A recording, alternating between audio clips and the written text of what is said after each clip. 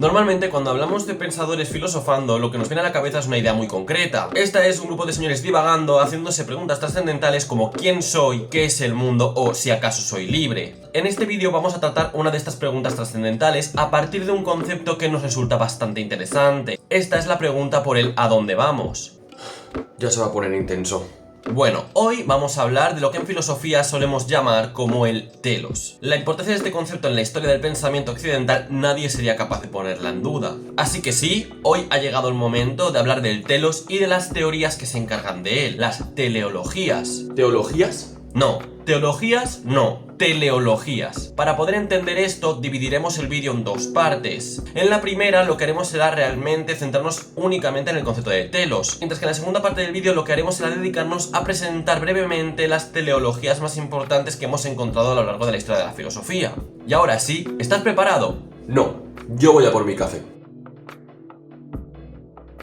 El concepto actual de telos es un cultismo que hemos tomado directamente del griego antiguo telos, y este concepto es muy importante en áreas como la metafísica o la filosofía de la historia. Normalmente este concepto es traducido como realización, desenlace, propósito, fin o meta, y si lo pensamos, todos estos significados parecen mostrar lo mismo. Es decir, todas estas traducciones lo que parecen mostrarnos es que el significado de telos tiene que ver con cumplir una meta o un propósito. Anda, si sabes el tema y todo. Anda, cállate y no me interrumpas. Normalmente este concepto lo solemos traducir como fin o propósito, pero realmente lo que hemos de comprender es que el concepto de telos es aquello por lo que una acción ocurre, es decir, es el motor de la acción. Por ejemplo, los seres vivos se reproducen para perpetuar su especie, los animales herbívoros huyen de los carnívoros para continuar viviendo, y los seres humanos dormimos para ser felices. Creo que eso no va así. Bueno, pero ¿a quién no hace feliz una buena siesta? Pues también tienes razón. Lo importante aquí es que los filósofos empezarían a teorizar acerca del fin de los sucesos del mundo. Es decir, empezarían a plantearse si existe un telos hacia el que las cosas tienden. Por ello, en la historia de la filosofía hemos encontrado numerosas teleologías que se han planteado acerca de esto. Este tipo de planteamientos ha ido evolucionando a lo largo del tiempo, y es por ello que para poder comprender bien el curso de las teleologías hemos de hablar de su origen. Y como no, este se encuentra en Grecia. Vale, ¿puedo hablar ya? Sí, qué pesado. Lo que hemos de decir es que en Grecia no solo nacieron las teleologías. En este punto también nació su contraparte, las posturas causalistas. Estas no explican los actos que suceden a partir de los fines, sino a partir de sus causas. Así, lo que nos dicen los causalistas es que los diferentes sucesos vienen determinados por sus causas. Entonces, si no me equivoco, encontramos dos tipos de teorías que hablan acerca de los sucesos del mundo. Por un lado encontramos las teleologías o teorías finalistas. Estas teorías lo que hacen es explicar los sucesos del mundo a partir del final que responde. Y por otro lado encontramos las teorías causalistas, que explican el mundo a partir de las causas que los producen. En resumidas cuentas y dejando de lado muchos matices, más o menos sí. Con lo que nos tenemos que quedar es que en la antigüedad las posturas que tuvieron más importancia fueron las teleologías. Esto se debe realmente a la influencia de los autores que mantuvieron este tipo de posturas. Dos ejemplos muy claros y muy clásicos de esto son Platón y Aristóteles. Vale, entiendo que Platón y Aristóteles son los grandes representantes de las teleologías, pero ¿quiénes fueron los primeros defensores del causalismo? En concreto encontramos por ejemplo una corriente del pensamiento presocrático que defiende una postura causalista. Esta fue el atomismo protagonizado por Demócrito y Leucipo. Estos autores entendían los sucesos del universo a partir del movimiento de los átomos en el vacío. Y esta perspectiva se parece curiosamente a la perspectiva científica de hoy en día, pero paradójicamente fue criticada por Platón y Aristóteles. ¿Y qué propusieron estos dos autores? Es cierto que Platón sí generó ciertas consideraciones teleológicas y sobre todo criticó a los autores causalistas que hemos comentado anteriormente, pero realmente fue Aristóteles quien generaría una teoría alrededor del telos que tendría una gran influencia en la historia de la filosofía. Vale, entonces, ¿qué dice Aristóteles? Este autor lo que plantea es que todo en el universo tiende a un fin. Esta tajante tesis tendría una gran influencia dentro de diversas áreas del pensamiento aristotélico,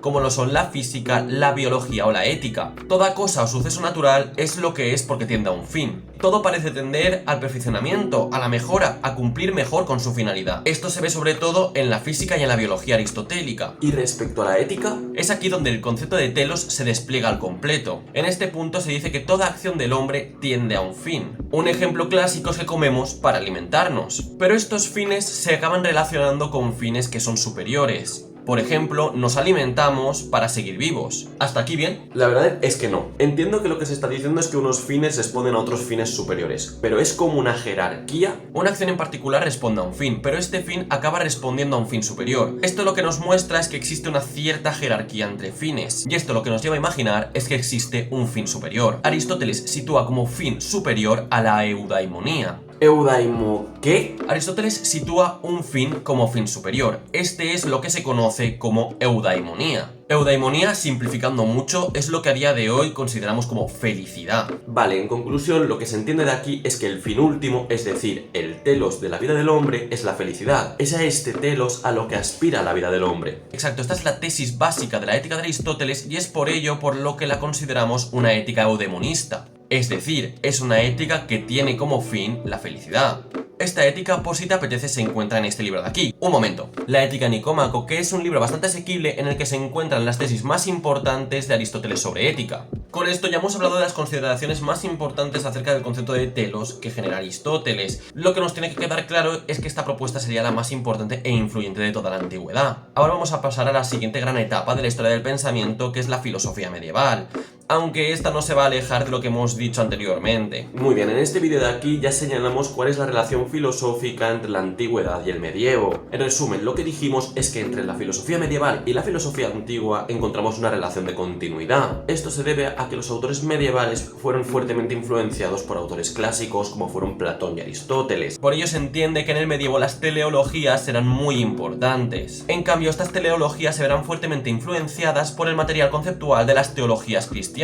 En este punto vamos a señalar dos posturas que son muy interesantes, aunque existen otras. Estas son las posturas de Agustín de Hipona y de Tomás de Aquino, que son justamente los dos autores más señalados de la filosofía medieval. Empecemos con el primero. Este autor relacionará el telos con la providencia divina, pero además haría una relación mucho más interesante para nosotros, la relación del telos con la historia. ¿Providencia? ¿Qué es eso? Este concepto en verdad es bastante oscuro.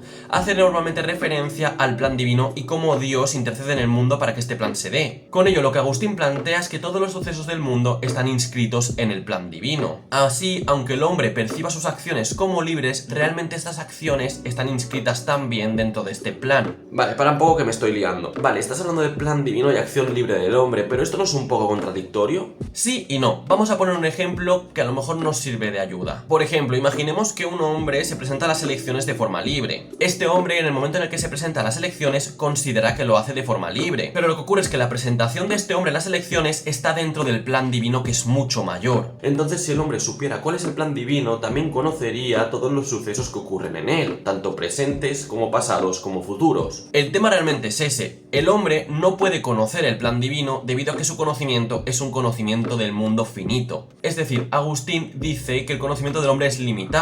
Es por ello que Dios es el único que es capaz de conocer todo el curso de la historia, porque su conocimiento, su razón, es ilimitada. Ah, entonces el hombre simplemente se piensa que es libre, pero realmente esto se debe a que su conocimiento respecto al mundo es finito. A ver, este tema es mucho más complejo de lo que parece a simple vista. Con lo que nos tenemos que quedar es que Agustín sitúa los sucesos como una parte del plan del mundo. Es así como entiende este autor la historia. Todos estos sucesos van fluyendo hacia un final, y este final es lo que este autor sitúa como el juicio final. Ah, qué bien. ¿Y qué pasa con Tomás de Aquino? Tomás de Aquino para nosotros es un autor mucho más simple porque ya hemos explicado a Aristóteles. Respecto a este tema, la respuesta que nos dará Tomás de Aquino es bastante similar. En el caso de este autor se sigue aceptando que todo tiende a un fin. No obstante, no sitúa como el fin último de la vida del hombre la eudaimonía aristotélica. ¿Tomás de Aquino ya no busca la felicidad? Sí, a ver, sí dice que la felicidad es el fin último de la vida del hombre, pero no entiende la felicidad de la misma manera que lo hizo Aristóteles. Este autor medieval plantea que la felicidad es el máximo anhelo del alma del hombre.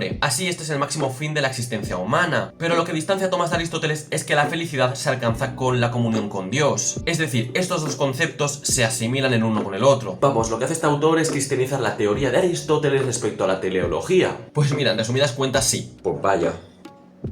Con estos dos autores podemos dar por cerrada la breve explicación acerca de las teleologías medievales más importantes. Así, lo que hemos de rescatar es que el concepto de telos se relacionaría por fin con el concepto de historia y de providencia, dos hechos que son muy interesantes a lo largo de la historia de la filosofía. Así ha llegado el momento de entrar ya en la modernidad y hablar de la filosofía moderna y contemporánea, dos periodos en los que las teleologías empezarían a perder terreno. Esta caída viene influenciada por la aparición de la racionalidad científica. Este nuevo modelo permitió que las teorías causalistas volvieran a tener importancia. Así, los sucesos naturales empezarían a comprenderse mediante leyes. Pero las leyes naturales y las explicaciones causalistas no podían aplicarse a todos los ámbitos de la realidad. Con ello, muchos aspectos naturales se explicarían mediante razonamientos causalistas. No obstante, lo relacionado con la vida y con el hombre acabarían explicándose mediante argumentos finalistas. O lo que es lo mismo, argumentos teleológicos. ¿Y cómo se trata de salvar esta diferencia desde la modernidad? He aquí la cuestión, las dos teleologías modernas más importantes que aparecieron vinieron a solventar esta distancia. Estas son las teleologías propuestas por Kant o por Hegel. Con el argumento teleológico lo que tratarían de hacer es unir el mundo natural con el mundo de lo humano. Y la verdad, lo mejor es que paremos aquí. Lo que estos autores dirían acerca de estos temas es muy complejo. Es más, realmente estas posturas son posiblemente las más complejas dentro de toda la historia de la filosofía. Vamos, que no se va a hablar ni de Kant ni de Hegel, ¿verdad? No, tranquilo. Menos mal. Solo nos tenemos que quedar con que en la modernidad lo que se trata de hacer con las teleologías es intentar unificar el mundo natural con el mundo de los seres vivos. Los diferentes sucesos de la naturaleza se entendían mejor mediante razonamientos causalistas, mientras que los diferentes sucesos de los seres vivos se amoldaban mejor a razonamientos finalistas. Vale, pero la pregunta aquí es si estos autores realmente lo consiguieron. Realmente estas son las dos últimas grandes posturas que utilizarían las teleologías en su sentido más amplio. Si algún autor posterior utilizaba argumentos teleológicos, muchas veces lo hacía bebiendo directa o indirectamente de lo dicho previamente por Hegel o Kant, pero a partir de finales del siglo XIX las teleologías empezarían a ser apartadas, encontrando así fuertes críticas entre los autores contemporáneos. Muy bien, hasta aquí hemos podido ver que el concepto de telos se traduce como realización, meta o propósito. Además, suele ser entendido filosóficamente como el objetivo por el que sucede algo. Este concepto es la base de un grupo de teorías que a día de hoy conocemos como teleologías. ¿Te acuerdas más o menos de lo que hemos dicho acerca de la historia de las teleologías? A ver, en resumidas cuentas, las teleologías tuvieron mucha importancia a partir de la figura de Aristóteles,